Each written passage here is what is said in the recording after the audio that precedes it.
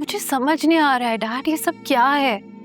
जिस घर से मैं इतनी नफरत करती थी, वहां से मैं अपनी जान छुड़वाना चाहती थी, वो घर मुझे कैसे इतना याद आ रहा है? निकाह की ताकत है बेटा। औरत जब 3 बोल कहती है ना, तो उसके दिल में शौहर की ऐसी मोहब्बत भर जाती है कि वो फिर चाह के भी उससे दूर नहीं रह पाती। लेकिन औरत का तो कोई घर नहीं होता डैड। ये किसने कहा तुमसे? राफे और अरसलान ने। देखो बेटा, राफे ने जो भी कहा तुम उसकी कंडीशन समझो। अरसलान ने उसकी बहन पर इल्ज़ाम लगाया था, वो किसी भी भाई के लिए कोई छोटी बात नहीं है। और फिर तुम ये भी सोचो कि उसने ये बात सिर्फ तुमसे ही क्यों कही, किसी और से क्यों नहीं कही? क्यों? क्योंकि तुम उसकी बीवी हो।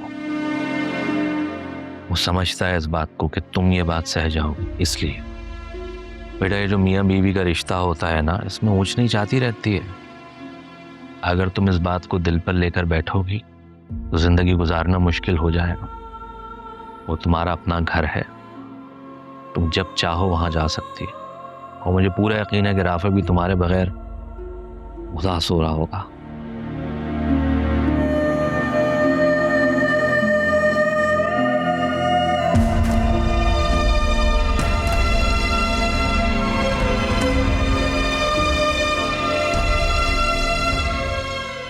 I'm really sorry dad.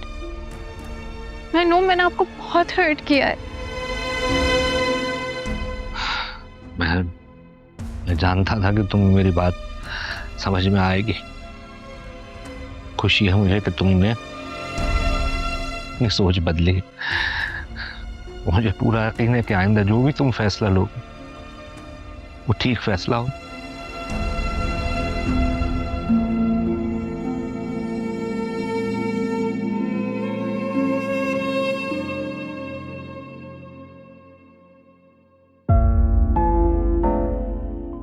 कुछ सवालों के जवाब खुद ही मिल जाते हैं जायशा, और मुझे भी मेरे सवाल का जवाब मिल गया। यही कि तुम्हारे और अरसलान के बीच में आ गया। या तो मुझे वो बता दो जो सच है, या फिर मुझे बेवकूफ बनाना बंद करो। या अल्लाह मेरी मदद कर, मुझे बता मैं क्या करूं। सुफियान को सच्चाई भी नहीं बता सकती और मैं उनको खोना भी नहीं चाहती। ये मालिक, तू मुझे कोई राह दिखा।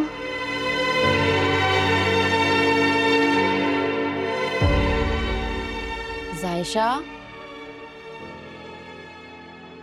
जायशा बेटा, बेटा हामिद भाई की कॉल आई थी, बता रहे थे कि सुफियान घर जा चुका है, उसकी छुट्टी हो गई है। क्या बात है, कहाँ गुम हूं? मैं तुमसे बात कर रही हूँ।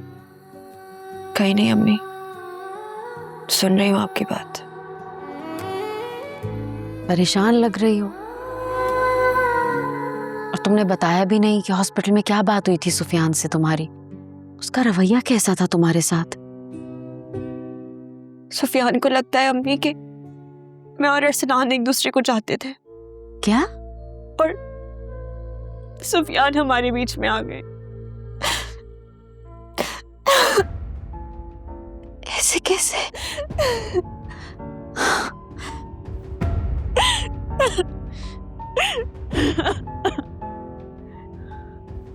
क्यों आखिर?